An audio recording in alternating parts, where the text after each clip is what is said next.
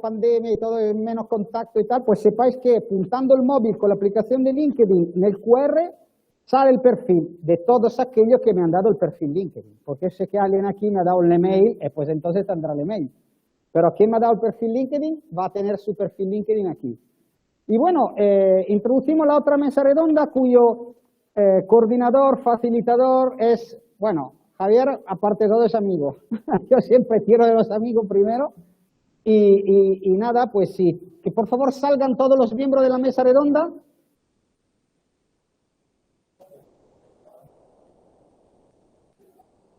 Pedro, bueno, los presentas tú, vale. Hay silla para todo, ¿verdad? No es como el juego de la silla que falta una, vale.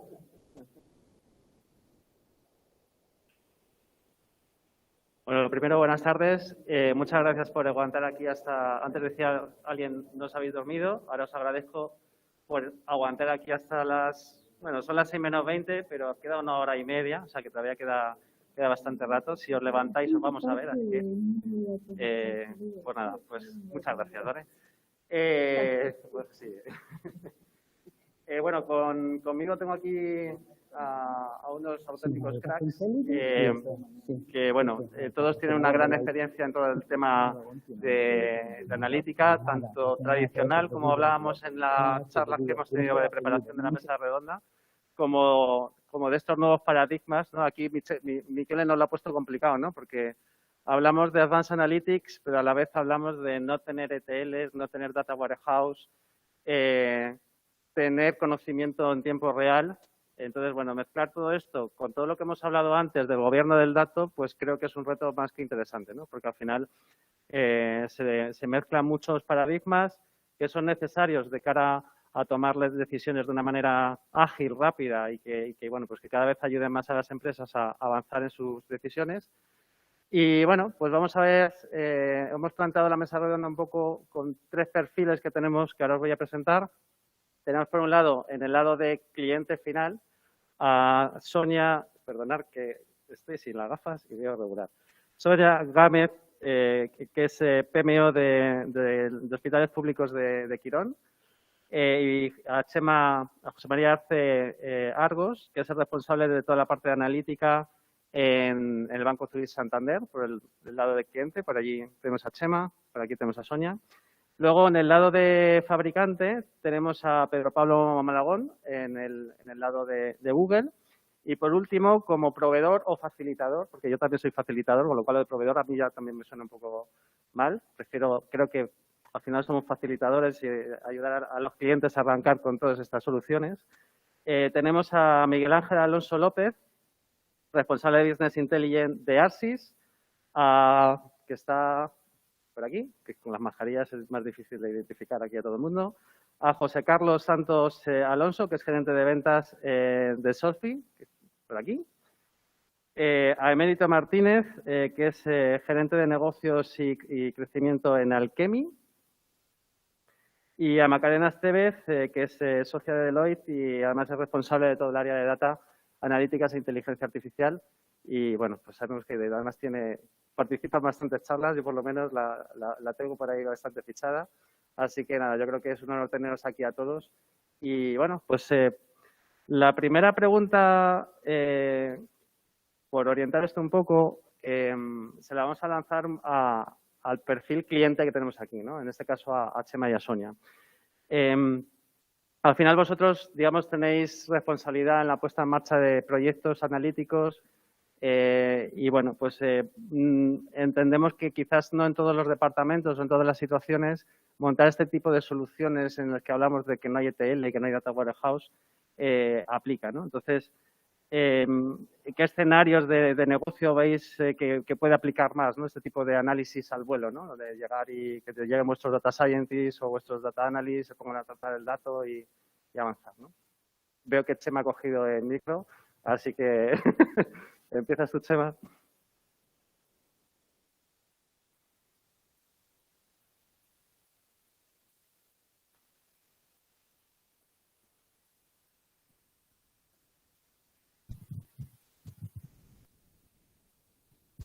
Datos, el micrófono.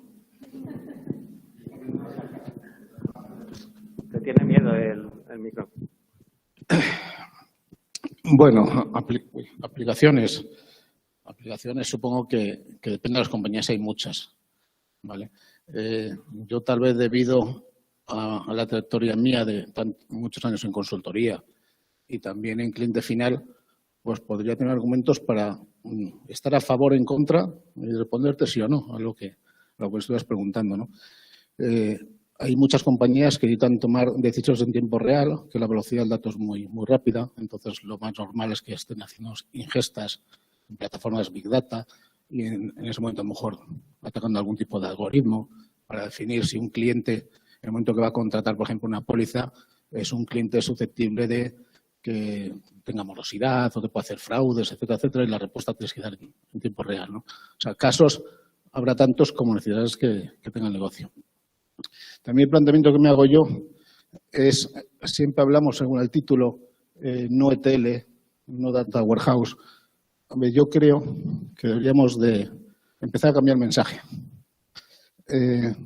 Muchos de los que estamos aquí llevamos ya muchos años en el tema de data y nos hemos hartado de decir cómo las empresas, los clientes, hay que romper los hilos de información, tenemos que buscar el dato unificado para explotarlo, etcétera, etcétera. Y, sin embargo, parece que seguimos manteniendo un divorcio en los equipos del data. Están los perfiles técnicos, los informáticos, y los data science, nombre sexy, que son los mineros de siempre, ¿vale? Y parece que son dos mundos separados. Y una competencia por lo tuyo es lo tradicional y no vale, y lo mío es lo sexy. Y yo creo que al final, al igual que en el mundo de Data Warehouse, si metes basura, sacas basura. Y en mi experiencia y en mi propia compañía, los mayores esfuerzos los tenemos en conseguir el dato. De hecho, te puedo decir que hay modelos que solamente el esfuerzo para conseguir los datos necesarios para después lanzar modelos predictivos, otro tipo de necesidad, nos podemos tirar más de 45 días.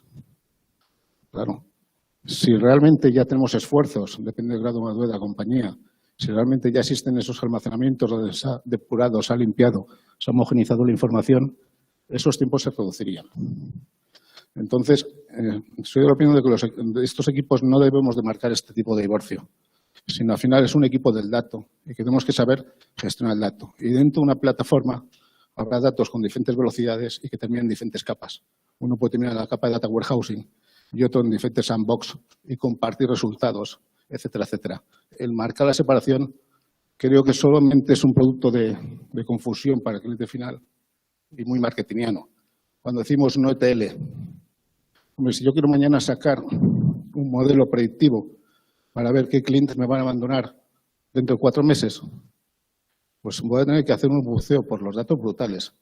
Voy a intentar sacar un montón de indicadores, de métricas, de perfilador del cliente, del número de quejas que ha hecho, reclamaciones que ha tenido, si ha alcanzado algún producto en los últimos 6 meses, en los 3, en los 5, en los 8, muchas variables sintéticas, etcétera, etcétera.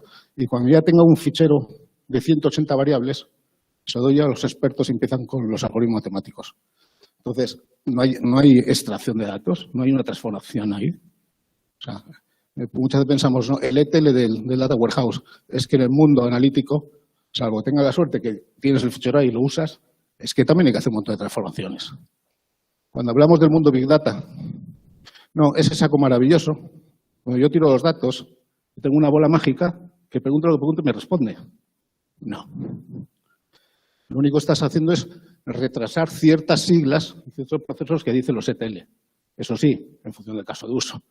Es decir, si muchos porcentajes de las preguntas son las mismas y ya te has fabricado, vamos a suponer, un Data Warehouse, te ahorras tiempo, ¿vale? Y para cosas que no merezca la pena, casos puntuales, sigue por el camino que quieras. Entonces, yo creo que muchas veces la liamos por intentar mantener esas divisiones, ¿no? Pero bueno, el eslogan como tal, pues no comulgo mucho con él porque veo que no es ni bueno ni malo, es que son formas de hacer las cosas diferentes y no hay mejor ni peores. Depende del caso de uso, de la urgencia, del time to market que tengas y para mí son soluciones complementarias. ¿Vale?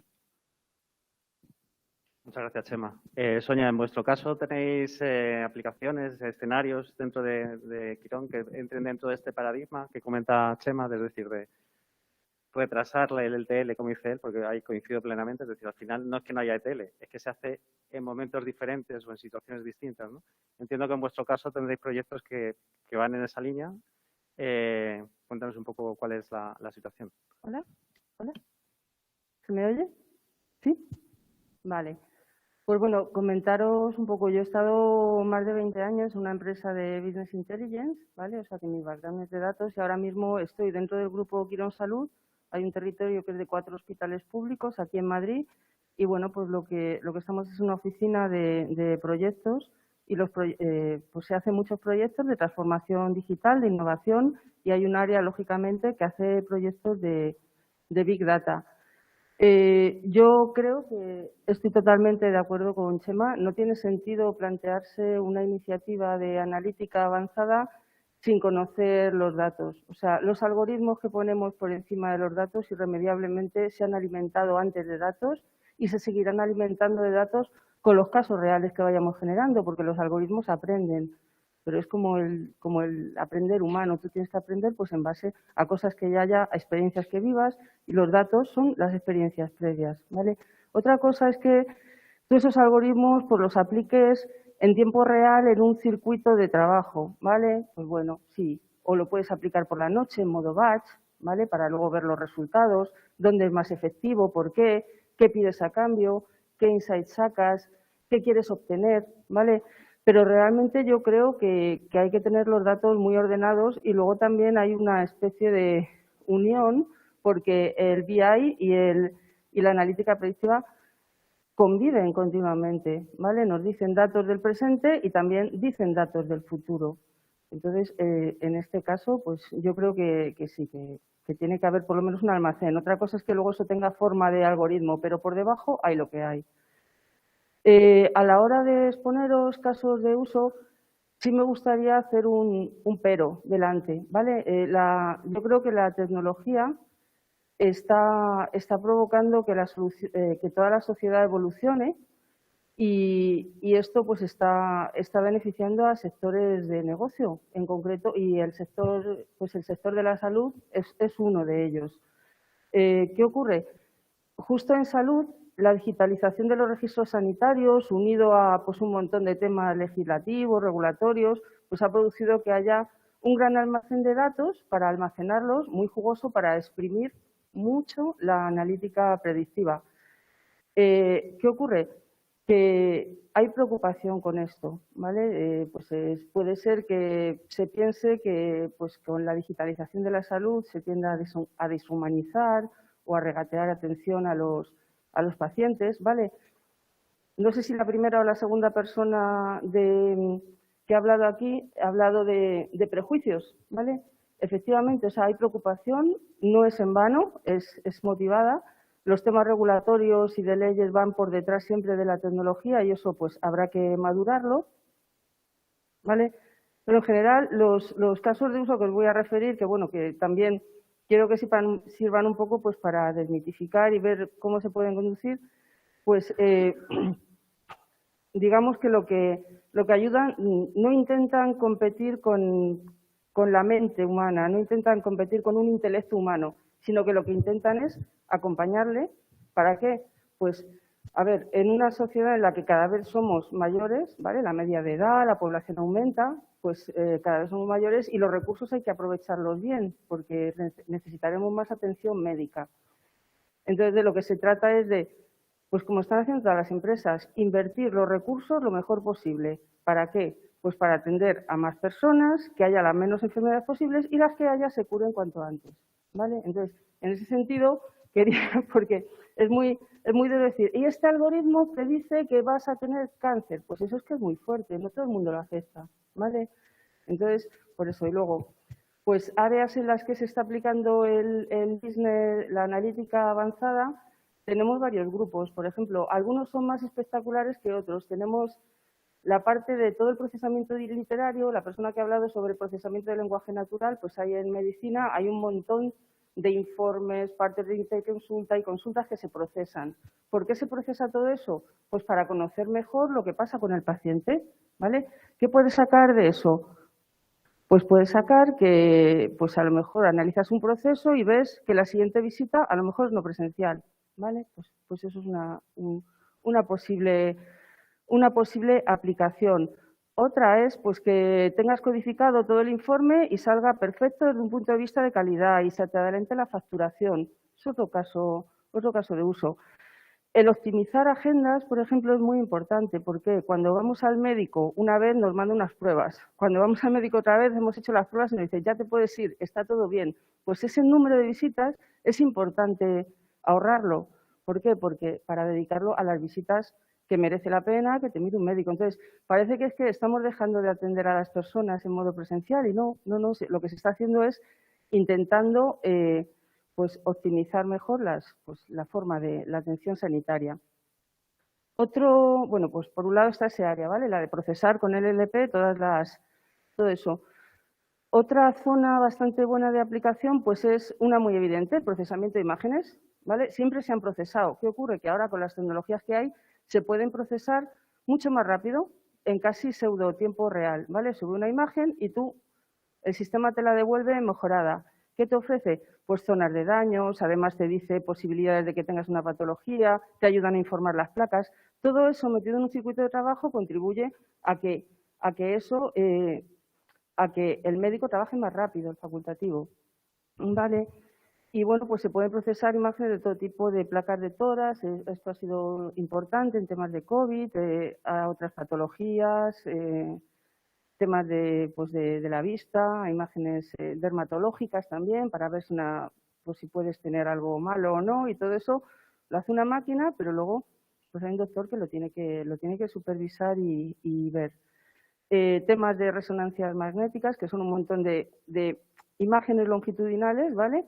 Pues eso ahora se tarda menos, porque eso antes se procesaba a mano, ¿vale? O con otros medios automáticos, ahora eso se conoce rapidísimo. Entonces, pues luego puedes hacer pues un tratamiento pues más dirigido, más óptimo, ¿vale?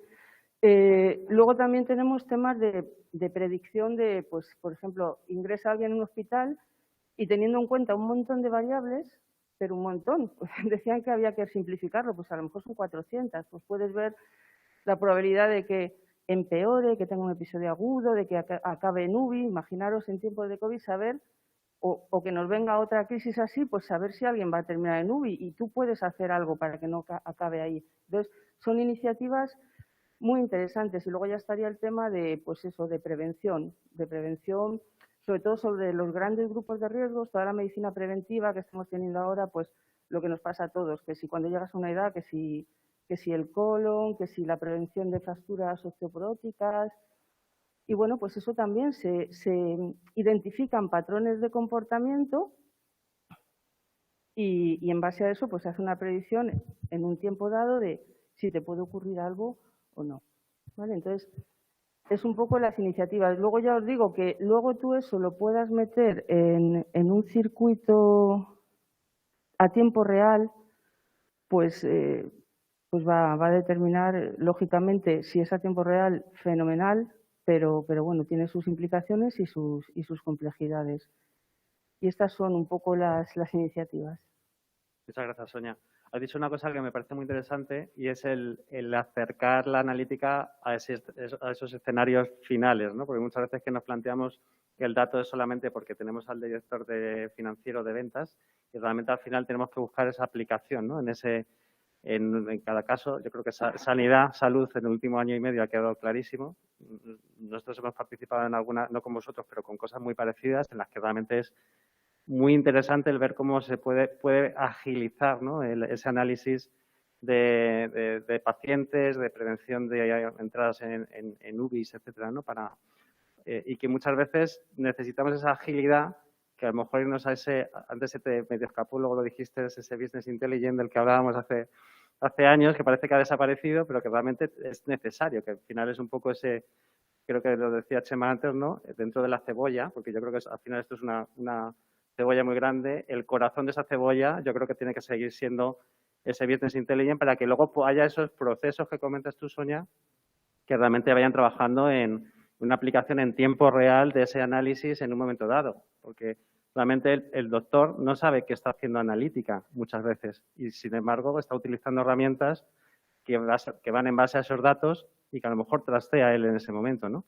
Y que no entran tanto dentro de esa parte de gobierno, ¿no?, que veíamos antes, sino que es más un uso directo y puntual en un momento dado, ¿no? Que yo creo que es quizás por donde has llevado un poco el mensaje, ¿no? Claro, yo creo que el Business Intelligence sigue existiendo y sigue evolucionando. En concreto, pues todas las empresas tienen su área para ver temas operacionales, ¿vale? En el hospital pues, puede ser porcentaje de ocupación de camas, lo que sea. En otra empresa puede ser las ventas, pero todo eso sigue. Y bueno, pues está ahí el saber el presente, cómo lo tienes organizado. Entonces es donde entran los fabricantes, en este caso tenemos aquí a Pedro por el lado de Google, en el que dentro de este abanico de posibilidades de facilitar estas tareas de tanto los data science como a todos los analistas de datos, etcétera, ¿qué aporta o qué herramientas aporta o cuál es la visión que pone o cómo facilitáis o cómo queréis facilitar esa labor, ¿no? Te voy a contar. Y te voy a contar cómo, bueno, yo trabajo ahora en Google, pero antes, hace 5 años, trabajaba con él. Con lo cual te voy a contar un poco de dónde viene Google y por qué yo decidí moverme a Google. Yo esto siempre lo llamo cómo manejar datos a escala Google. Es decir, si os ponéis pensar un momento yo no conozco vuestras áreas de negocio, pero pensar cuando nace un negocio en el cual tiene que manejar tal cantidad ingente de datos que previamente no había ocurrido, que no existía tecnología para manejarla directamente y la tiene que crear. Esto lo aplica de entrada a su negocio, que como sabéis es la publicidad como nació. Más de 100.000 personas, de las cuales más del 80% son ingenieros, empiezan a trabajar para crear esa tecnología y lo mueven a cómo tratarlo, como habéis hablado. La verdad que no suelo ser, porque suelo dar bastante carga en estas cosas, pero estoy bastante de acuerdo, ¿vale?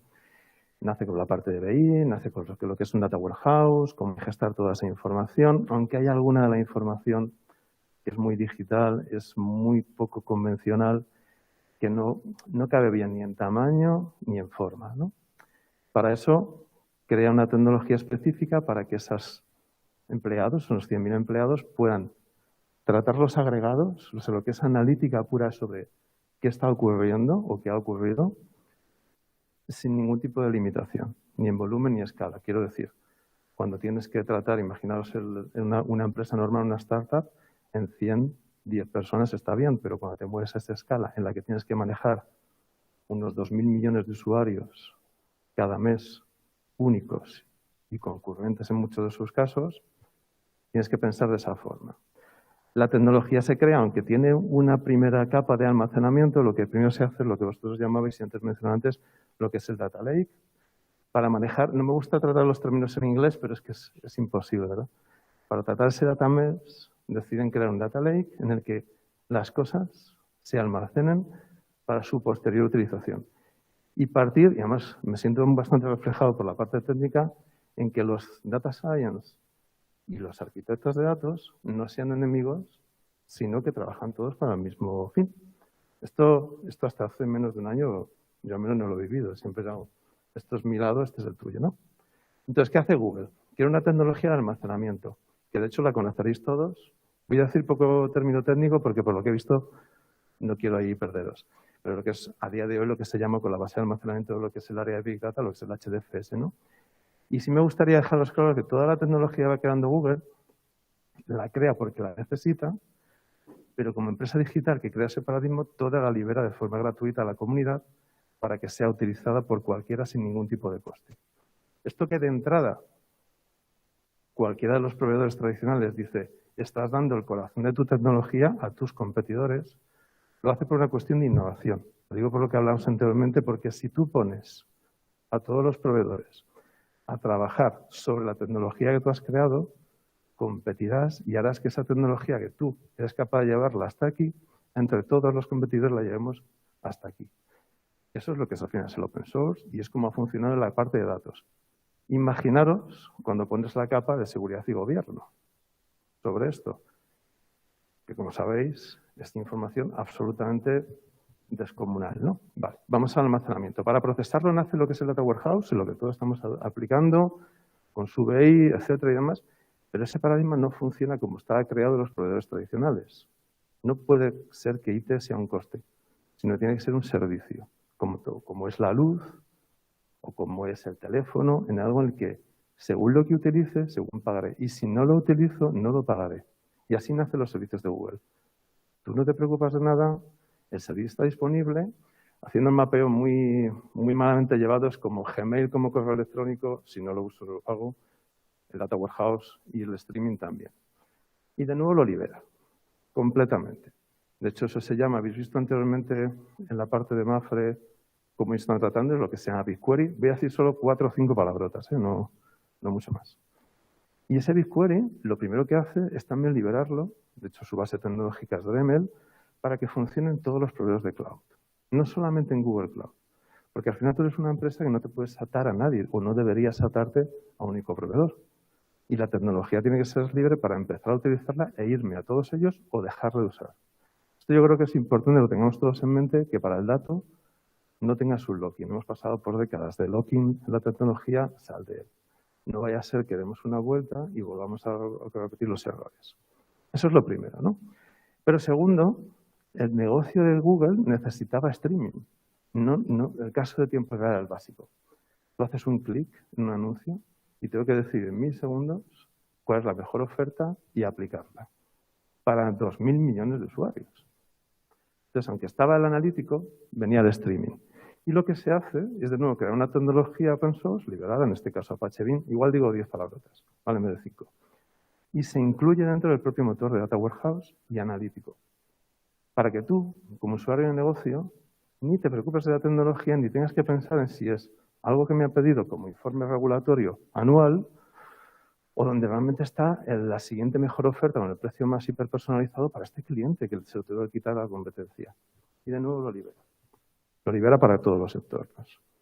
Aplicado a eso, si tú te quedas en la analítica del Data Warehouse, dato estructurado, no estructurado, metes el streaming, pero te olvidas de yo creo 2 puntos muy importantes. De todo lo que tiene que ver con un GIS, lo que es la parte geoespacial, a lo que estás tratando con información que tiene que ver con dónde se encuentran las cosas en tiempo real o dónde se encuentran las personas. Trasladado en nuestro caso a lo que es Google Maps, estarías ignorando a las personas, pensando solo en las aplicaciones. Y aparece Google Maps también dentro del mismo motor, para que sean streaming. El paradigma de Google Maps es encontrar la mejor ruta para esa persona en ese momento. ¿Por qué no puedo trasladar eso a mi caso en el cual se encuentra una persona para un seguro, para una utilización, algo referente al hogar? Da igual, el caso que estés aplicando y lo mete. Y para acabar aparece el tema del Machine Learning. Si eres una gran empresa, puedes pagar ese tipo de perfiles, los puedes formar, lo puedes encontrar, pero es complicado.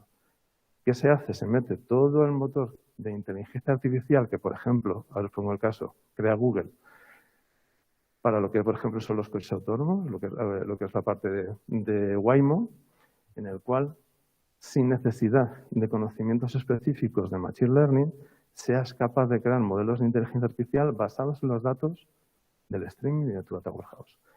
Y los haces por el perfil del arquitecto de datos, la persona que opera tu sistema, no solamente por el científico de datos.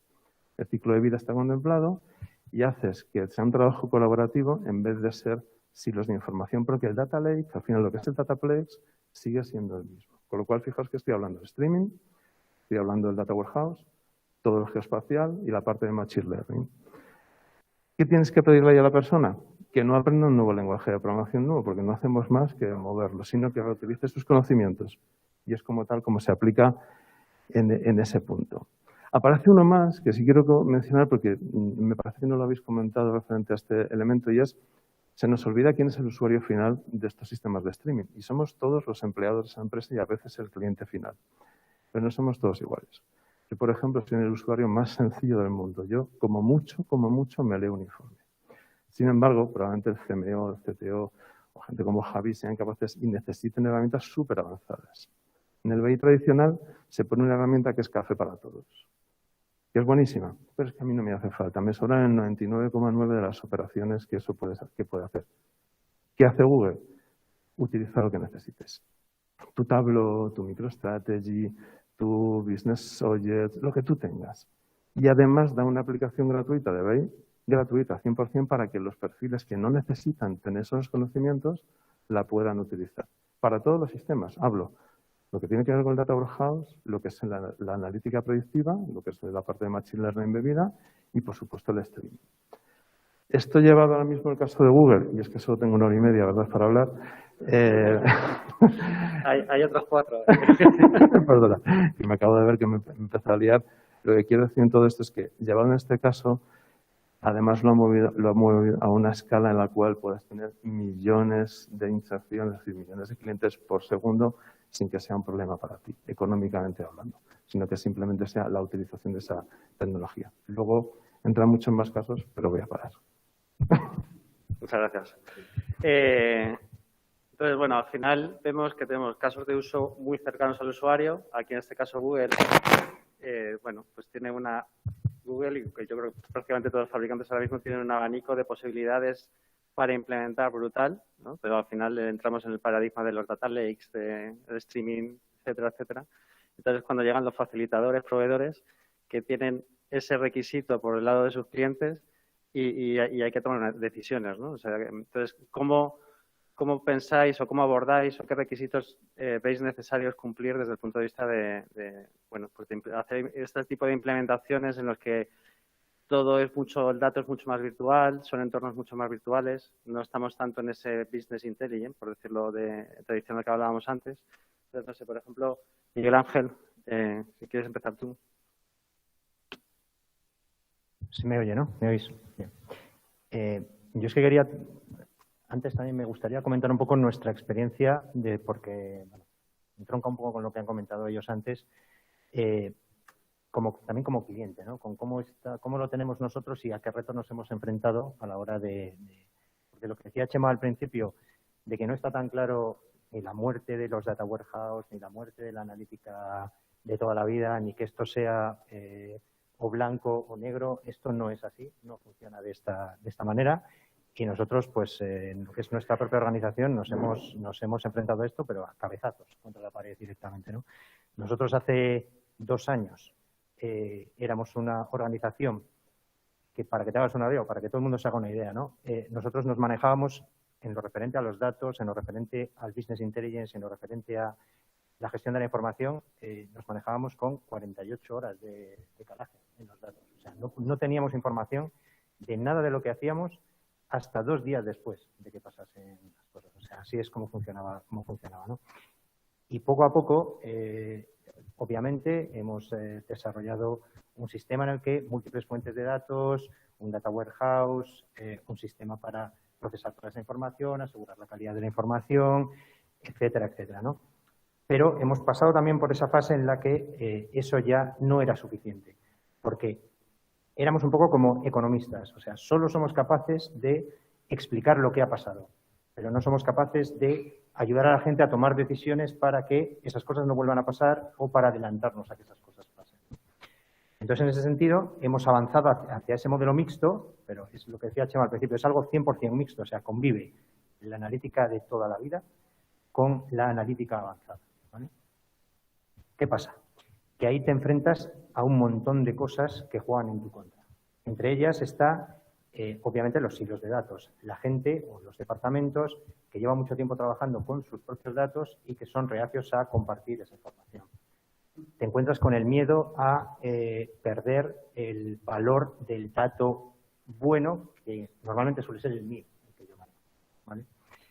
Te encuentras con una organización que piensa que avanzar hacia el Big Data, avanzar hacia manejar información no estructurada, el desprenderse un poco de modelizar arquitecturas de datos, etcétera, esto es súper caro, no tengo recursos para hacer esto, no hay forma de conseguir recursos para hacer esto. Además, este es un sector ahora en el que el tema del recurso y el headcount es complejísimo, hay una demanda brutal y la pandemia, además, ha democratizado a lo bestia todo el tema de la movilidad y del recruiting, etcétera. Entonces, pues, ¿qué tienes que hacer? Focalizarte en algo, centrarte en alguna cosa, ¿no? Por ejemplo, en nuestro caso, y siempre hablando desde la perspectiva del cliente, es el intentar maximizar el valor de los clientes, siempre desde una perspectiva de negocio. Entonces, nos hemos ido hacia ahí, nos hemos ido hacia recopilar toda esa información que generábamos de los clientes y que no la utilizábamos para nada.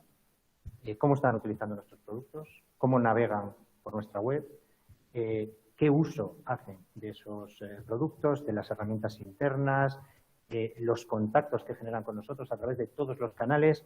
Muchísima información que no estábamos utilizando para nada. Y ya hemos entrado poco a poco en generar un data lake de clientes, en intentar aplicar modelos predictivos, etcétera. Pero nuevamente nos hemos encontrado con que en muchas ocasiones intentas correr antes de saber andar.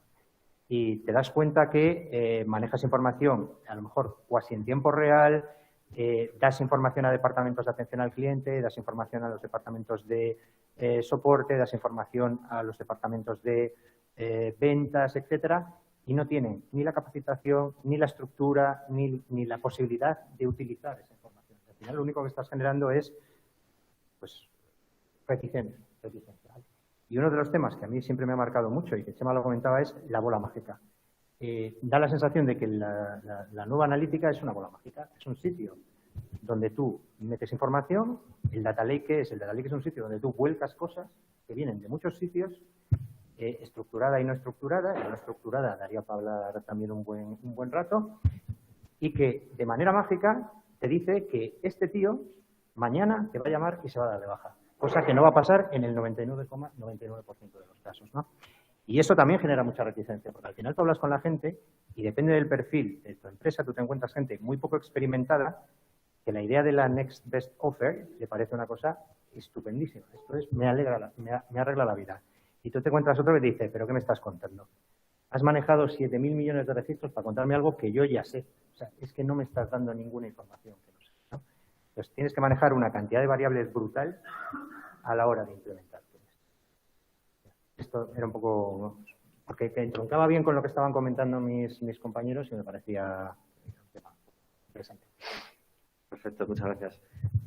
José Carlos, cuéntanos tu experiencia con todo esto.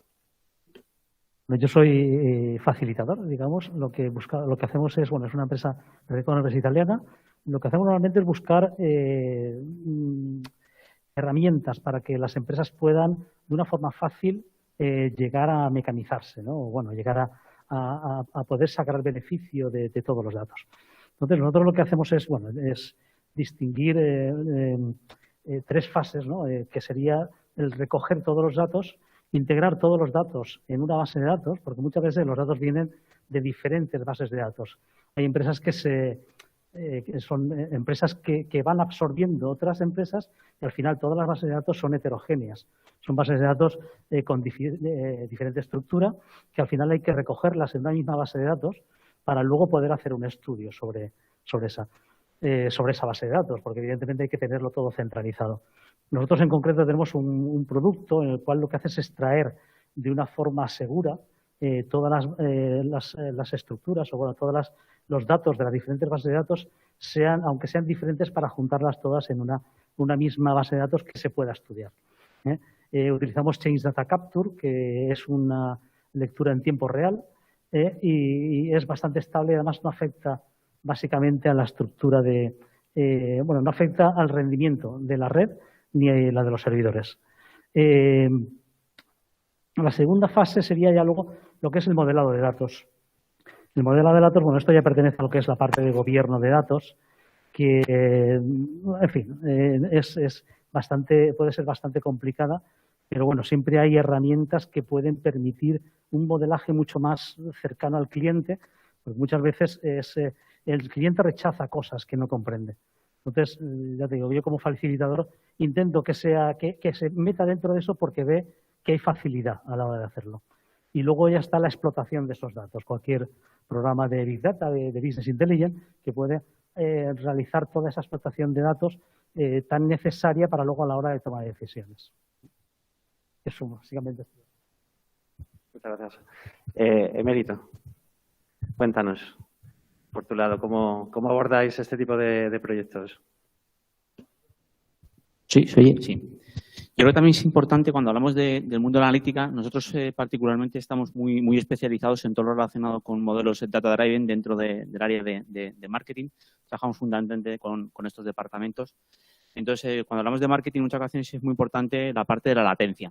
Mañana, hoy al comienzo de la tarde con el discurso del rector, que me ha gustado muchísimo, hablaba que lo que había cambiado fundamentalmente del origen de la humanidad era que siempre hemos analizado datos y era el volumen, ¿no? 100% de acuerdo, pero también en muchas ocasiones también es la velocidad con la que tenemos que analizar esos datos. Cuando hablamos de un e-commerce, cuando hablamos de apps, hay muchos modelos de negocio que el real time pues es un más, es una necesidad.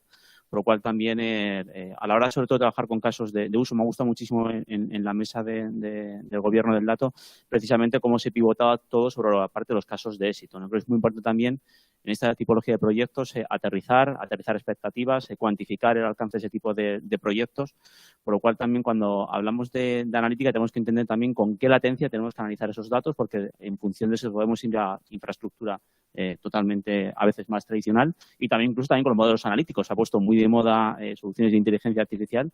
Hay muchos de los problemas de negocio que se siguen o se pueden seguir resolviendo con modelos tradicionales de analítica perfectamente, ¿no? Más allá de los conceptos un poco más de snow, que hablamos de que es un concepto muy sexy, ¿no? El data science. Por lo cual, el primer concepto importantísimo es la latencia asociada a los casos de uso. Y luego para mí también es muy importante precisamente el concepto de activación del dato. Se habla muchísimo de la analítica, pero yo creo que también es muy importante poner el foco en cómo activamos el insight que somos capaces de obtener de ese proceso analítico. Yo creo que todos los que hemos trabajado con el mundo del dato, pues venimos y esta tarde también lo ha comentado Rubén, de más o menos un 80% de los tiempos pues en preparar el dato y un 20% en analizarlo, ¿no? Esa problemática nos hemos tenido que enfrentar todos, ¿no? Con base que con los modelos híbridos que habéis contado, y es cierto, ¿no? Que Google, Microsoft, Amazon Web Service, pues ha cambiado mucho esta parte de los alcances. Y yo pregunto, bueno, y en esa ecuación, ¿cuánto tiempo dedicamos a activar el dato? Porque realmente el retorno de la inversión está en la activación, es decir, ni siquiera en el análisis, ¿no? Es decir, hasta incluso la visualización no deja de tener coste, ¿no? Entonces, para nosotros también es muy importante vincular la analítica con la activación y a su vez también con la parte del real time o tiempo real, ¿no? Por una parte, por ejemplo, de la industria programática publicitaria, de la que Google sabe tantísimo, se mueve en conceptos de real time, ¿no? Por lo cual, yo creo que este nuevo entorno tecnológico tiene un aspecto muy importante y es que ha permitido lo que es la democratización al acceso a la tecnología. Hace 8 o 10 años era impensable para una startup, para una compañía o para una micropyme, para un autónomo, poder hacer una tecnología tan puntera con la que tenemos actualmente. De hecho, fijaros, esta mañana en el caso, o otra vez esta tarde, nos contaba Rubén, lo que ha sido capaz de montar Savia en apenas 2 años. Seguramente empresas que lleven 15 o 20 años en la industria del sector sanitario, ni de lejos pueden haber montado una infraestructura y además con unos costes realmente asumibles, ¿no? Por lo cual, yo creo que ahora mismo tenemos la lectura positiva, es que el coste no está en la tecnología se ha democratizado muchísimo. El coste está mucho más en la parte del conocimiento y especialmente en vincular la analítica con el negocio. Para mí son uno de los aspectos más importantes, por lo cual también tenemos que involucrar pues, a las áreas de marketing, de ventas, de atención al cliente, que cuando ya le cuentas todas estas terminologías de BigQuery, de API, Databricks, te ponen unos ojos, entonces, bueno, pues también la gente que trabajamos con el dato tenemos también que ayudar al negocio a simplificarlo. Esta mañana lo hemos hablado también. Y luego, sobre todo, también precisamente en vincular también esa parte de expectativas, porque parece que eso, como es una bola mágica que hará la inteligencia artificial, le das a un botoncito, no va tampoco de eso.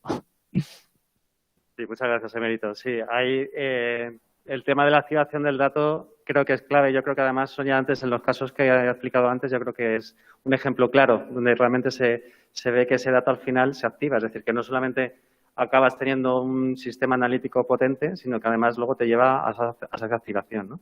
Luego has metido un punto importante que nos lleva al siguiente tema, que le voy a pedir aquí la opinión a Macarena, que es sobre el tema de los perfiles. Macarena viene de un mundo matemático, corrígeme si me equivoco, si digo algo raro, ¿vale? En el que, digamos que ella es la data science por excelencia. Era data science cuando era joven. Bueno, pues ese era, que ya es mucho decir, porque al final es un rol como ha dicho Chema, ¿no? Los antiguos mineros, ¿no? Yo me acuerdo cuando hacíamos data mining en el año 2000, que éramos los raros. Entonces, ese rol de data science ahora parece como que es el más buscado, el que todas las organizaciones necesitan. Y aquí, por las conversaciones que estáis teniendo, al final yo creo que hay un mix, ¿no? Entre ese data science que necesitan sacar el insight versus esa activación del dato de quién lo va a usar o cómo terminar el análisis para ponerlo en marcha, ¿no? Entonces, ahí dentro de esa perspectiva, ¿cómo ves tú un poco el futuro de las profesiones, ¿no? De los roles que tenemos ahí? Bueno, os voy a dar mi punto de vista de lo que yo vivo cada día. Vivo en el mundo de la consultoría, entonces siempre estoy tratando con clientes, ¿no? Entonces yo veo que en muchísimos clientes estos temas generan mucha frustración. ¿Por qué? Pues porque todos los CEOs quieren transformar digitalmente sus compañías. ¿Y por qué quieren transformarlas digitalmente? Pues porque el consumidor está demandando cosas que hoy por hoy las empresas no son capaces de darles si no se transforman. Y en ese darles está el tiempo real y la inteligencia artificial. No queda otra. Entonces, cuando tú hablas con un CEO y el CEO es humano también, ¿no? Y es consumidor, pues luego no entiende por qué esto cuesta tanto y genera tanta frustración.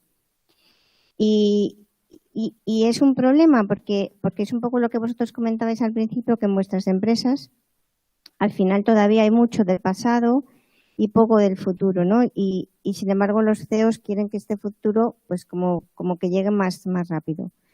Entonces, eso es un punto que os quería comentar. El siguiente punto es que parte de esta frustración sucede porque a mí me gusta mucho poner el símil del cubo de Rubik. O sea, yo siempre digo que la transformación digital es como el cubo de Rubik. Hasta que tienes todas las piezas transformadas, no tienes la transformación digital. Entonces, ¿qué sucede? Que cuando tú transformas una parte de tu compañía, cualquiera de las cosas que vosotros decíais que sí que están en tiempo real, si esa parte que tú has transformado habla con humanos, pues es que sientes que no te sirve para nada. Porque solamente el tiempo real puede estar en conexión con otra máquina que también está en tiempo real.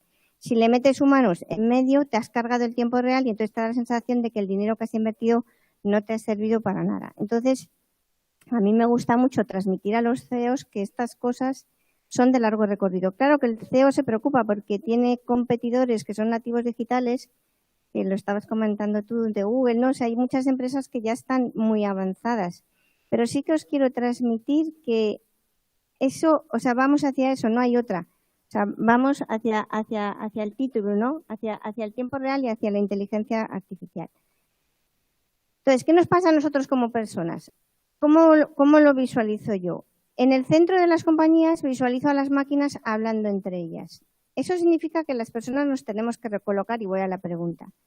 Entonces, ¿dónde nos vamos a recolocar? Pues nos vamos a recolocar en el pensamiento estratégico, que lógicamente las máquinas ahí nosotros les llevamos muchísima ventaja. Después vamos a estar controlando a las máquinas, esto es muy importante, controlando los algoritmos, que no tengan sesgos, que no se equivoquen, que las máquinas funcionen bien, y ahí tenemos un montón de humanos. Y luego también en todos los temas que tienen que ver con la innovación. Entonces, los humanos vamos a seguir en las empresas.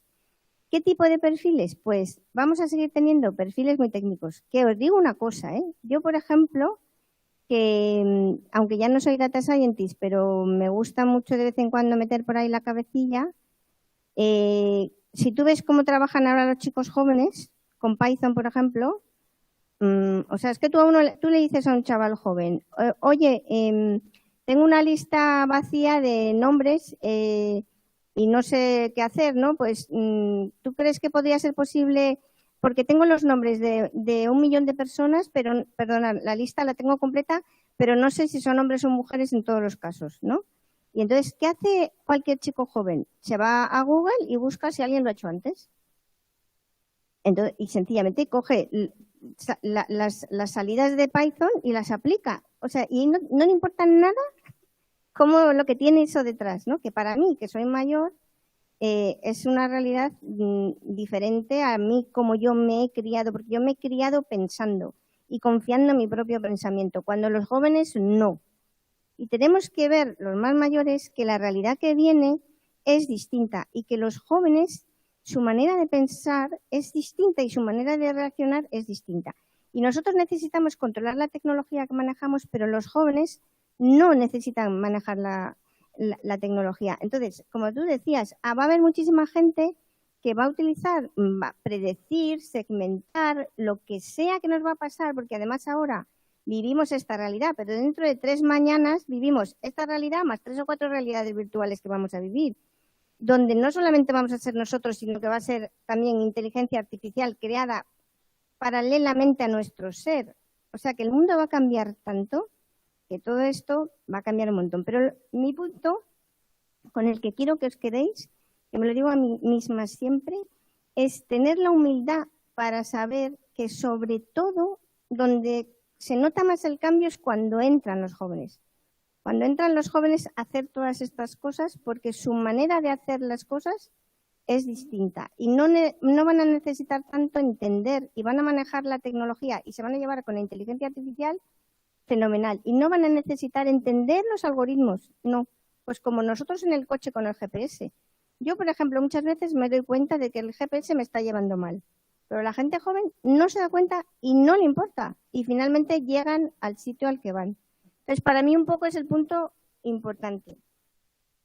Muchas gracias, Macarena. Me ha encantado la reflexión de que realmente les da igual. Es cierto, o sea, mis hijos es como si lo dice Google, es que es así.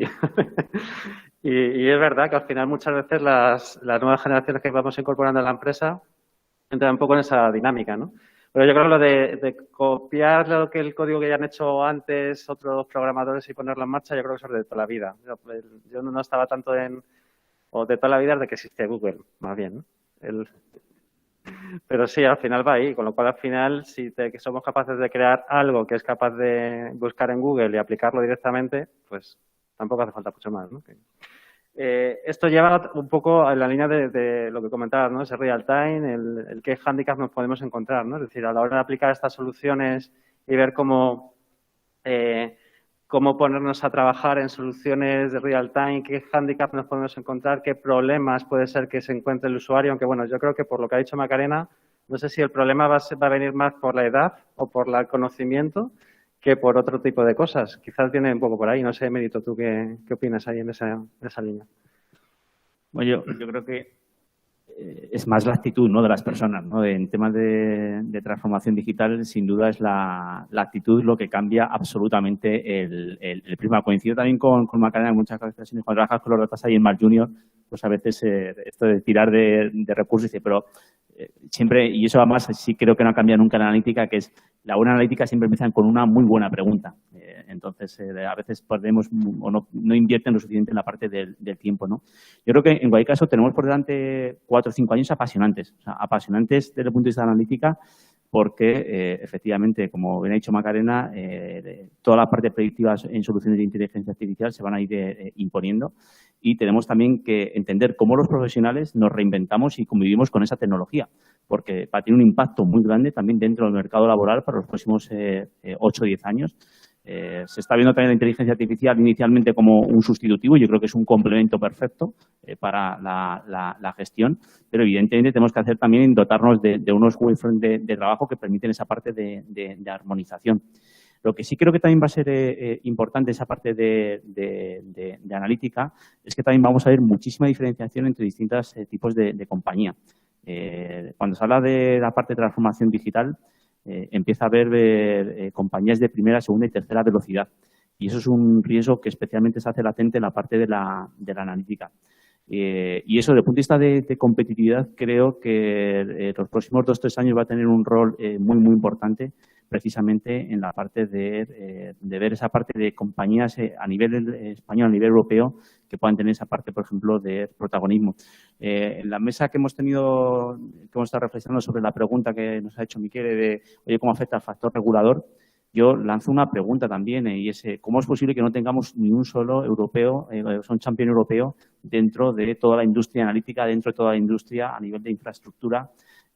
Ahora mismo estamos también viendo otra vez un marco regulador dentro del entorno europeo súper restrictivo y estamos viendo otra vez, bueno, pues como grandes compañías o bien norteamericanas que vino la primera, la segunda ola de transformación digital, pero especialmente las compañías asiáticas que están entrando con muchísima fuerza dentro de la industria de inteligencia artificial y en Europa creo que nos estamos quedando pues totalmente desposicionados Y esto, en términos de competitividad, creo que también va a ser un hándicap importante y precisamente afecta también a la analítica, ¿no? Porque en muchas ocasiones, nosotros, por ejemplo, también en la consultoría trabajamos para muchos multinacionales y es curioso cuando, por ejemplo, trabajamos en un workshop de cosas que se pueden hacer dentro de un modelo predictivo en Estados Unidos y la misma compañía con el mismo dataset en Europa pues tiene unas limitaciones espectaculares, ¿no? Entonces, también el marco regulador creo que también va a ser un aspecto importantísimo dentro del potencial que tenga la analítica, especialmente la analítica predictiva con el uso de la inteligencia artificial. Sí, sí, no, totalmente de acuerdo. Yo creo que al final la regulación está ahí para algo y coincido contigo que es un poco raro que al final en Europa no tengamos un player tipo Google, Microsoft. Probablemente es porque como estamos todos los países, somos más países, más separados, pues al final imagino que eso influye, ¿no? Al final Estados Unidos es un conglomerado de muchos estados, pero son todos van siempre como más de la mano, ¿no? Imagino que algo de eso habrá, ¿no? Miguel Ángel, no sé en tu caso. Sí, de hecho te tocaba, o sea que. Quería dos apuntes a cosas que han comentado mis compañeros, ¿no? Macarena, menos mal que no hay jóvenes en esta sala, eso te ha salvado. No, yo solo quería comentar al respecto del dato en tiempo real, o sea, estoy de acuerdo que vamos hacia el dato en tiempo real, ¿no? Pero también existe mucha mística con el dato en tiempo real y una especie de paranoia con el dato en tiempo real. Los CEOs y la dirección, etcétera, se piensan que necesitan el dato real y no se han parado a pensar si realmente necesitan el dato en tiempo real.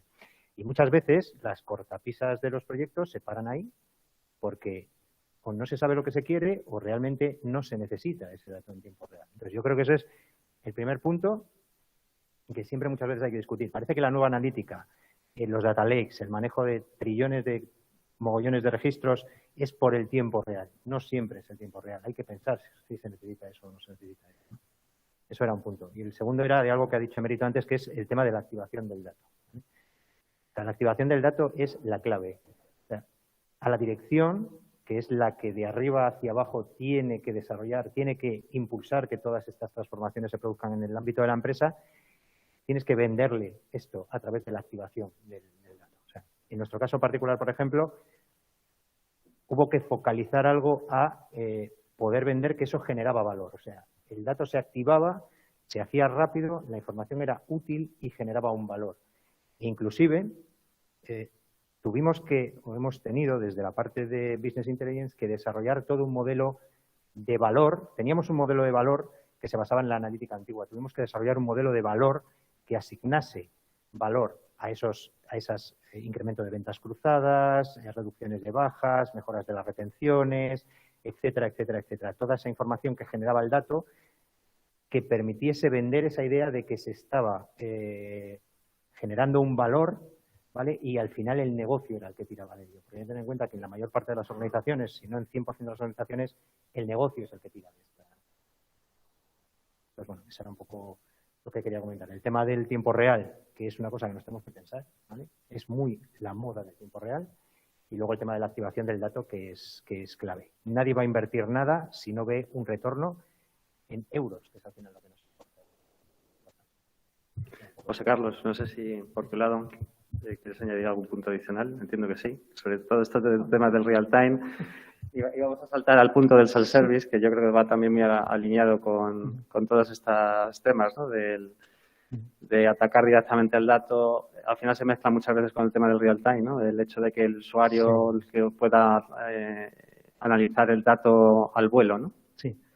Bueno, para mí sí es muy importante la parte de real time, ¿no? Porque bueno, yo considero que los datos tienen que estar disponibles de una forma inmediata casi siempre. No, la verdad es que no es que sea siempre, pero sí que tienen que estar disponibles para poder ser analizados. Al final, la toma de decisiones tiene que ser una cosa diaria, tiene que ser una cosa constante. Y evidentemente, el tiempo real es facilitador de todo eso. Entonces, la parte del tiempo real, bueno, tengo ejemplos de alguna empresa, una empresa que tenemos en Italia, que es IDT, bueno, es facilitador también, es aconsejaba una empresa internacional para poder transferir los datos, ¿no? A través de virtualización. La cosa es que los datos, en principio, hace unos años, pues ellos los traspasaban en un fichero Era una empresa internacional con sedes en Inglaterra, España, Francia, Estados Unidos, y evidentemente mandaron un fichero para poder hacer ese estudio. Con la virtualización centralizaron absolutamente toda la parte de datos para poder hacer el estudio mucho más rápido desde la parte europea, ¿no? Centralizaron todos los datos en Europa para poder hacer ese estudio. Claro, todo eran bases de datos heterogéneas que cada una iban adquiriendo empresas, pequeñas empresas, y a la vez iban asumiendo toda esa arquitectura, pero era diferente, o sea, toda la estructura de las bases de datos era diferente. Evidentemente, SQL Server, IBM, AS400, etcétera, etcétera. Y todo eso lo tenían que de alguna forma captar, crear un fichero donde se pudiera analizar. Entonces, a través de unas herramientas se pudo hacer todo eso, y el caso es que las empresas fueron teniendo unos datos mucho más actualizados. Al año siguiente, Estados Unidos también se incorporó al tema del dato. Ellos son muy suyos.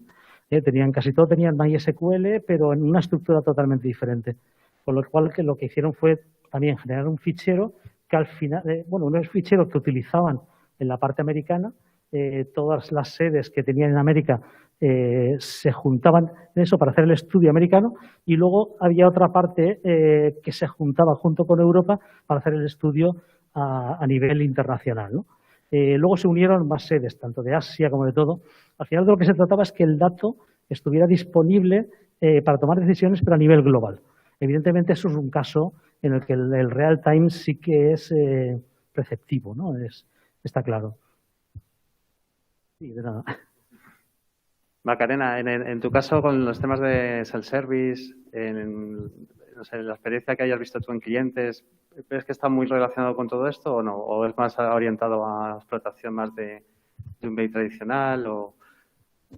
Está relacionado. Luego me he dado cuenta de que al final no has respondido muy bien a tu pregunta anterior, porque tú me preguntabas por los perfiles y va a haber perfiles que sepan mucho y que tengan una analítica muy complicada. Luego también va a haber personas que no tengan base de matemática y que sean capaces de hacer análisis y todo. Y un poco la cosa va así con el self-service del servicio, que tiene cosas pues interesantes, ¿no? Si las personas van a poder hacer la analítica y sacar sus conclusiones por sí mismos, pues van a ahorrar mucho tiempo de otros departamentos que ahora hacen ese tipo de análisis. O sea, que tiene sus ventajas. También tiene la desventaja de que al final, si ya a veces decimos que la democratización del dato, pues a veces genera problemas. Imagínate la democratización de la analítica, que cada uno siempre se hace la analítica un poco para defender aquello que quiere defender. Ya nos ha pasado en el siglo XX, pues en el siglo XXI nos va a seguir pasando lo mismo, ¿no? Entonces, porque al final yo siempre digo que con poquita matemática que uno sepa y un poquito de estadística, demostrar casi cualquier cosa se puede conseguir, ¿no? Entonces, bueno, eso desde ese punto de vista. Volviendo al debate del tiempo real, solamente decir, porque he pensado mucho en esto durante mucho tiempo, ¿no? Entonces, la cosa es, o sea, el dato está en tiempo real. Ese es el principio de todo. O sea, ahora nosotros tenemos millones de datos de cualquier tipo en tiempo real. Y antes no teníamos esa realidad. ¿Qué quiere decir eso? Que yo, un cliente mío, estoy pensando en Gran Consumo, por ejemplo. Estaba pensando en Arsis también, pero digo, es que Arsis también es una compañía que se me hace difícil a mí ver tu día a día, ¿no? Pero, por ejemplo, en una compañía, pues yo qué sé, cualquier compañía que el usuario final sea una persona, para mí ahora, esa persona en cada momento particular es un dato distinto. Y yo, si tengo la capacidad de conectar con esa persona en cada uno de esos datos de tiempo real, no me queda otra que necesitar el tiempo real. Y digamos que ese es el contacto con la persona. ¿Qué sucede? Pues que entonces tú empiezas a tirar hacia adentro de la compañía, ¿no? Porque entonces dices, vale, pues está claro que a cada persona, en cada momento que se ponga en contacto conmigo en una situación particular, tengo que ser capaz de dar una respuesta óptima a esa persona. Si está en una tienda de la calle Chamberí o si está en su casa viendo la televisión, tengo que tener eso. Y eso es lo que todos los CEOs quieren tener. ¿Qué pasa? Que cuando tú empiezas a tirar de la cuerda dentro de la empresa, para que eso pueda ser así, casi todo lo de dentro también tiene que estar en tiempo real y no hay nada en tiempo real. Entonces, claro, es muy difícil. Entonces, frustra porque tú tienes la posibilidad tecnológica, pero tienes que cambiarlo todo por dentro, que es la transformación digital. Y claro, eso es una cosa que es muy complicada y que a veces incluso, pues eso, ¿no? Te dices, ¿y para qué necesito el tiempo real cuando estoy hablando con mi agencia de medios, por ejemplo? Pues para automatizar decisiones de ROI de medios. ¿Sabes? O sea, si tienes ahí gente entre medias, pues ahí estás, o sea, ya te cargaste la velocidad.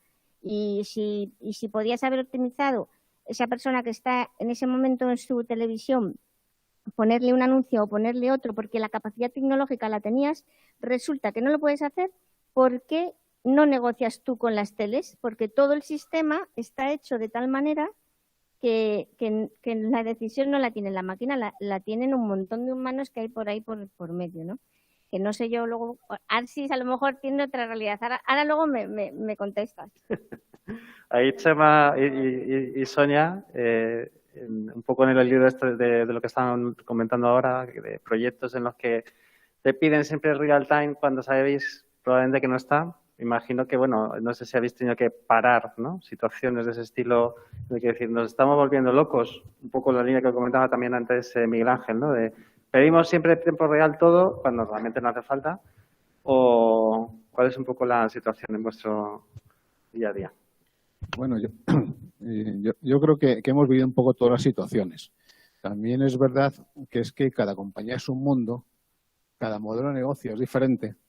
No es lo mismo nacer digital, donde no tienes un legacy como el que tengo yo, cautivo, maldito, anticuado, etcétera, etcétera. El concepto todo es digital, tiene digital, aquí yo tengo que identificar hasta quién es mi cliente. Yo tengo 5 o 6 cores diferentes, en uno vendo productos de salud, odonto, viajes, en diferentes aplicativos, se identifican de forma diferente, tengo que integrar clientes, estoy en 5 países. Entonces, no todo es lo mismo. Las compañías de seguros, por ejemplo, uno de sus grandes retos en los últimos años es quién es el cliente. Para uno es el tomador, para otro es el asegurado, para otro no sé qué.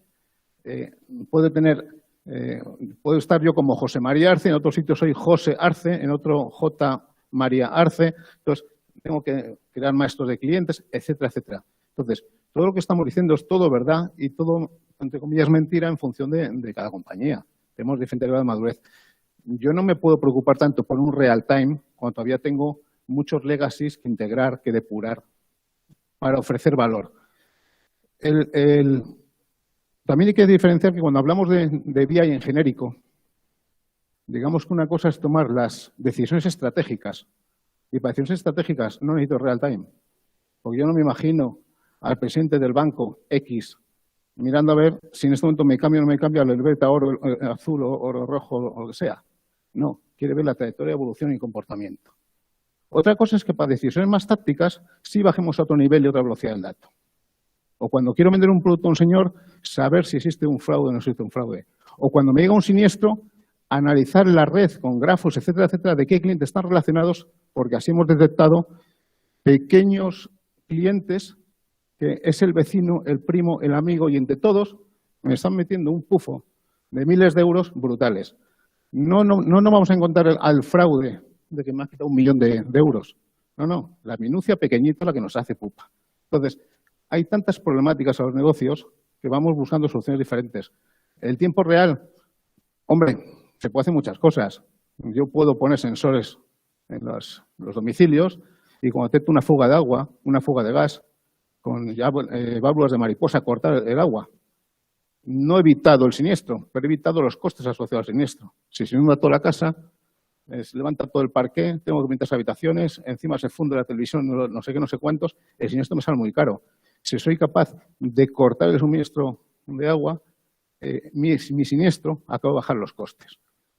Pasa que también los modelos de negocio tradicionales tienen impedimentos. Para eso tengo que poner 1 millón de sensores en 1 millón de clientes. Y aunque negocie con China, el sensor, si me sale a 1 euro, tengo que gastarme X millones de euros. Para instalárselo, posiblemente el cliente quiera un beneficio a cambio de que me instalas esto. Y el beneficio es que le bajo la factura. Es decir, invierto una pasta y encima tengo que cobrar menos. Entonces, o sea, que al final hay muchas cosas que decidir. Entonces, el grado de madurez, el tipo de solución que pongamos dependerá. Para mí la importancia es que todo tenía un sentido, una continuidad. El mundo del BI tradicional nació por la necesidad de que teníamos muchos sistemas desconectados, silos de información, y no sabíamos cómo depurarlos. En aquellos momentos siempre metíamos información agregada porque no teníamos la maravilla tecnológica que nos ofrecen ahora algunos proveedores, y entonces tenemos que ir a información agregada. Al ir a información agregada, los analíticos no nos consideraban porque ellos querían detalle. Entonces hacían la guerra por su cuenta. Hoy tenemos una tecnología, podemos meter lo que queramos. Y en este momento, en el sistema que estoy montando, tengo la información a nivel de cliente, a nivel de siniestro, cobertura afectada, absolutamente todo, día a día. Tengo todo. Entonces, no hay ninguna justificación para que alguien se vaya a buscar el dato por su cuenta a través de mil hojas Excel o ficheros desconocidos para hacer un estudio, un modelo de propensión. Pídelo, que está con un sello de calidad. Pero bueno, te quiero decir que cada empresa lleva un ritmo y hoy, gracias a Dios, la tecnología que nos ofrecen diferentes partners, nos pueden ayudar a todo eso y a unos precios que hace 20 años era imposible. Totalmente. El tema de la escalabilidad del precio, gracias a la nube, de unos o de otros, está... Sonia, en vuestro caso, respecto a esa petición de información en tiempo real, bueno, antes has contado en esos casos de uso, has mencionado algunos ejemplos, ¿no? En los que se podría llegar, bueno, al final no es tanto información o proyectos en tiempo real como uso en tiempo real de aplicar un algoritmo para poder detectar en una ecografía o en una radiografía algún tipo de enfermedad o lo que sea, ¿no? Pero habéis tenido que parar proyectos en el sentido de decir, mira, esto no tiene sentido hacerlo porque no tenemos esta necesidad de tiempo real, o si es confidencial no hace falta contarlo. Bueno, en general yo creo que el reto está en definir muy bien y alinear la expectativa. Definir muy bien qué se quiere obtener con un algoritmo, que es que ahora mismo yo creo que la tecnología nos supera. Hay tantos avances tecnológicos y tanta potencia que hay que ser un verdadero experto, como que están aquí, para saber cómo aplicarla bien. Pero una vez que yo tengo un resultado, es pensar lo que he dicho antes, ¿para qué lo quiero? ¿Quiere lo mismo el usuario que el CEO? ¿Quiere hacer lo mismo con ese resultado? ¿Y a cambio qué voy a hacer? ¿Voy a quitar, no sé, algún proceso del circuito de trabajo? ¿Cómo se va a ver afectado la persona, el usuario al que tú se lo pongas? O sea, todo eso yo creo que hay que definirlo al principio y, bueno, pues en plan Agile, involucrar a todo el mundo, al CEO también, a todos, desde el primero hasta el último. Porque si no, luego tienes el algoritmo perfecto que no todo el mundo se lo cree y no todo el mundo está de acuerdo en aplicarlo, ¿vale? Entonces, claro, pasan cosas como en los proyectos de toda la vida, que haces un proyecto y resulta, anda, pues si es que este no se había enterado, porque no lo hemos implicado y tal. O sea, es lo mismo. O sea, el reto ahora mismo no es tecnológico porque el coste no es alto, las empresas pues, de consultoría nos pueden ayudar, pero es la definición, es superar ese bache, tener un poquito de paciencia, las máquinas hablando con máquinas y ofreciendo resultados y eliminando partes del circuito de trabajo. Yo creo que es un poquito disruptivo, ¿vale? Y entonces eso hay que explicarlo muy bien y bueno, pues que todo el mundo tenga la expectativa alineada, ¿vale? Muchas gracias, Sonia. Bueno, nos quedan 14 minutos, un poquito menos. Entonces, 2 minutos para cada uno. A modo de conclusión o de punto de todo lo que hemos estado hablando, que pensáis que queréis o que queréis destacar de todo lo que habéis comentado o que habéis escuchado de vuestros compañeros. Entonces, empiezo yo. Empiezo yo. Están al micro, así que no he sido yo. Además que está Macarena todavía, o sea que estoy a tiempo de dársela. No, a ver, yo solo quería, destacar que es muy importante que no hay que lanzarse hacia la nueva analítica y hacia el Big Data y la inteligencia artificial y los algoritmos, etcétera. No hay que lanzarse como una piscina sin saber si eso tiene agua o no tiene agua. Es muy importante que la organización tenga la capacidad y esté preparada para utilizar esa información y puedas sacar provecho de ella, ¿vale? Porque en muchas ocasiones, y aquí meto la respuesta a Magdalena aprovechando la jugada, te piden cosas en tiempo real cuando luego no hay capacidad para responder a esas cosas en tiempo real. Como a mí me ha pasado pedirme algo de, pero ¿y tú para qué necesitas esta información en tiempo real? Pero es que la necesito porque si veo que esta campaña no está funcionando bien, la cortamos. Pero tú sabes que nuestra matriz es alemana y para cortar esta campaña tú tienes que hablar con una agencia de medios alemana que ¿cuántos días tarda en cortar la campaña desde que se lo dices? 4 días. Vale. Pues si se lo dices mañana, en vez de decírselo hoy en tiempo real, te va a dar igual. Entonces, todo tiene que estar alineado. Y si todo no está alineado, vamos hacia invertir mucho dinero en algo que solo va a generar desazón dentro de la organización, ¿vale? Y luego, con respecto a lo que también se comentaba, no es tanto un problema tecnológico, la tecnología es relativamente barata ahora, pero sí que tenemos un problema de atraer talento a las organizaciones. O sea, no hay talento disponible en estos puestos y tenemos un problema de talento que se ha agravado además con la pandemia, ¿no? Porque ahora el mercado laboral de repente se ha abierto y ya no tiene una cortapisa geográfica como tenía antes, ¿no? O sea, tú antes en Madrid competías en Madrid y nosotros que estamos, por ejemplo, en La Rioja, en Madrid, en Barcelona, en Valencia, ahora compites contra todo el mundo en todos los sitios, ¿no? Y el teletrabajo y la no presencialidad pues es un valor añadido. Entonces, pues un poco eso es lo que piensa Aníbal. Pedro, no, si quieres. Pues nada, solo en un par de minutos, menos incluso, que antes del pasado. Nada, solamente en este área del tiempo real, yo quiero que veáis es que en algún punto aquí os debemos una disculpa, porque las personas, tanto en sus centros de educación como en sus casas, están acostumbrados a que gracias a servicios como los de Google tienen mucha información muy accesible y en tiempo real prácticamente de todo tipo. Y esto lo quieren trasladar a su centro de trabajo. Y todo lo que habéis dicho es verdad, pero les es difícil de entender hasta que se sientan en su puesto de trabajo y que ahí sí lo entienden.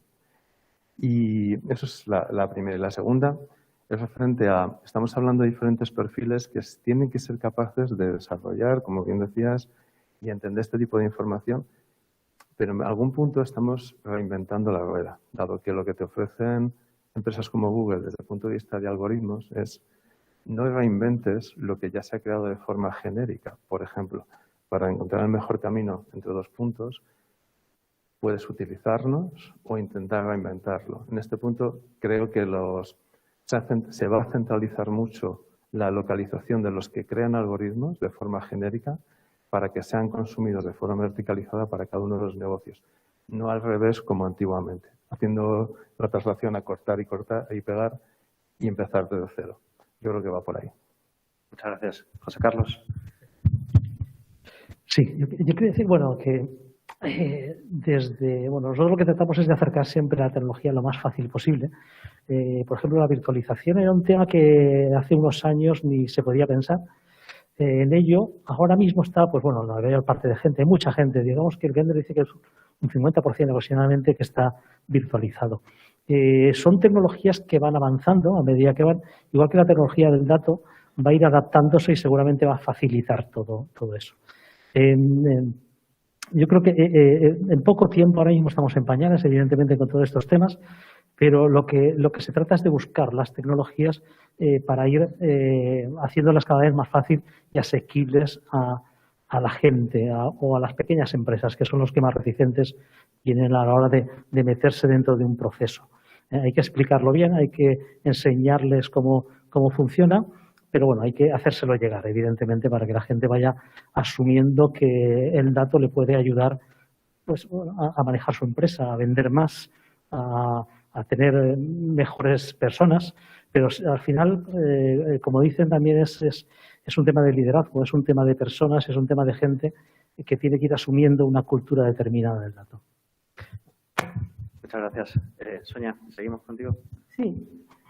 Vale, pues yo un poco como conclusión me ha encantado porque me he dado cuenta que hay una distancia diametral entre el grado de madurez que pueden tener las compañías.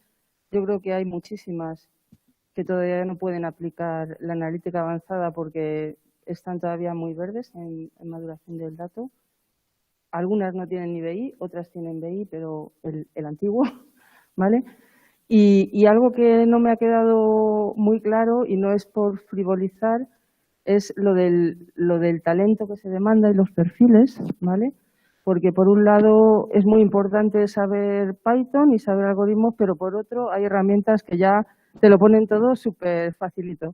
Entonces, bueno, yo creo que con el tiempo iremos entendiéndolo, pero ahora estamos en un hándicap que se necesitan profesionales que sepan mucho, no los hay, pero luego hay herramientas muy fáciles de usar, aprendámoslas y dónde se enseña eso, quién lo conoce. Bueno, pues es un poco la nebulosa que me queda. Muchas gracias, Sonia. Bueno, yo también para terminar con el tema y por poner un poco punto final al tema del real time, nosotros siempre ponemos una pequeña regla de oro con el tema del real time y decir, vale, analítica en real time siempre y cuando puedo activar esa analítica. Si no soy capaz de activarla en real time, realmente no hay una necesidad de real time, ¿no? Por lo cual, en el momento que pones ese filtro, no te imaginas la cantidad de procesos real time supuestos, cómo se caen, ¿no? Real time con activación, perfecto. Entonces, eso es un tema que ayuda muchísimo, un poco a modo de consejo. Y luego, por último, estamos hablando mucho de la analítica, ya sea tanto descriptiva como predictiva, incluso prescriptiva, que también está muy demandada. Y en muchas ocasiones estamos poniendo el foco en la analítica fundamentalmente para ayudar al negocio a tomar mejores decisiones. Eso ha sido realmente lo que ha hecho el mundo del BI. Pero es que ahora hay otra tipología de compañías que están llevando la analítica a otro terreno superior, y es concretamente cuando esa analítica forma parte ya de la propia proposición de valor del negocio. Si lo pensamos bien, negocios como Cabify o negocios, por ejemplo, pues como Netflix, Cabify, buena parte de la proposición de valor viene porque nos hace un precio cerrado 100% personalizado en tiempo real, ¿no? Entonces, creo que también las compañías que van a dar un paso superior son las que llevan la analítica precisamente en buena parte de la construcción de la proposición de valor y personalización de los servicios, ¿no? Entonces, volvemos otra vez a ver compañías de 2 velocidades, de 3 velocidades, por lo cual también la analítica, que generalmente, repito, estaba muy orientada a ayudar a los managers en tomar decisiones más eficaces, más eficientes, eso se nos empieza a quedar también corto y vamos a empezar a ver cómo la analítica se inyecta directamente en la personalización y la definición de la proposición de valor, por lo cual también pues todavía más foco para darle mucho mayor importancia y criticidad a la analítica dentro de las compañías. Muchas gracias, Emérito. Mi mensaje un poco de cierre es que creo que el poder está en las personas. Ellas son las que, si tú les ofreces algo que les gusta más que lo que les llevamos dando toda la vida, se van a ir a eso, como ha pasado con Netflix o con Uber. Y que, por ejemplo, pensando en Quirón, ¿no? Y en todas las compañías, yo creo que la premura por estar ahí dando respuesta es porque el día menos pensado puede llegar 2 chavales jóvenes que montan una startup, que crean una red previa al hospital, que te preguntan sobre lo que te pasa, que contactan con los médicos y que de un día para otro Quirón tiene ahí un competidor nuevo en el que la gente ha confiado. Por eso os digo que el poder está en la gente y por eso es la premura, ¿no? Por eso hay que correr, porque yo siempre digo que hay 2 mundos en paralelo. El que viene de lo analógico y que está intentando ahí hacerlo todo y cambiar y tal, y luego el que nace en lo digital, que es que, o sea, es otro mundo, no tiene nada que ver, vamos. Entonces, o te espabilas o cuidado que de repente te sale un Uber y la vida te cambia. Gracias, Magdalena. Chema. Bueno, mensajes, pues tal vez me quedaría con luchar porque existan equipos realmente unificados del mundo del data, sin hacer esas distinciones porque son complementarios, que en función de la velocidad de la problemática, el caso uso puede ir por una componente más reactiva o más proactiva, ¿vale? De ahí implica mucho el sentido y cómo queramos forjar en los equipos para evitar esos hilos de información. Y bueno, que al final cada compañía es un mundo, ¿no? Llevamos diferentes velocidades. Antes de poder empezar a jugar y lo hacemos, de modelo de sensibilidad al precio, qué precio ofertamos al cliente, etcétera, hay sectores que por tradición, por legacy, pues primero tenemos que hacer otros pasos como quién es el cliente, ¿vale? Entonces, bueno, simplemente agradecer el tiempo a todos y nada, un poco la visión mía final. Muchas gracias, Chema. Yo me quedo un poco con el mensaje de que la velocidad importa, en el sentido ya no tanto del real time de los datos, sino incluso el ritmo de cada empresa lleva, ¿no? Hay empresas que a lo mejor llevan un recorrido de muchos años, no son precisamente las más rápidas, y sin embargo otras que son más jóvenes sí que son más rápidas, ¿no? Ahí seguimos con el símil de la juventud que decía antes Macarena. También es cierto que hay empresas que son más jóvenes y que sin embargo les cuesta, ¿no? Pero bueno, yo creo que al final es el futuro. No quiere decir que sea lo único que vayamos a tener, pero bueno, ahí está. Es que imagínate estas empresas jóvenes que hay, que tú puedes contratar un seguro, que lo activas y lo desactivas. Me voy de viaje, clic, lo activo. Vuelvo de viaje, lo apago. Han nacido digitales, han nacido que eso lo pueden hacer. Una compañía tradicional, tú sabes todo el estudio que lleva a fabricar un producto, las connotaciones legales, levantarlo, meterlo en los sistemas para que después tengas un clic o no clic. Entonces, simplemente es un tema de cómo hemos nacido. Por eso la importancia de que todos, con mucho esfuerzo, nos estemos yendo un poquito al mundo digital para poder ser competitivos y no desaparecer, porque si no, estas nuevas generaciones con esas ideas que tienen son rompedoras. Cuando analicen los clics dicen, ¿es verano? Pues nada, muchísimas gracias a todos. Nos ha quedado 1 minuto y medio, así que, pues nada. Desde el online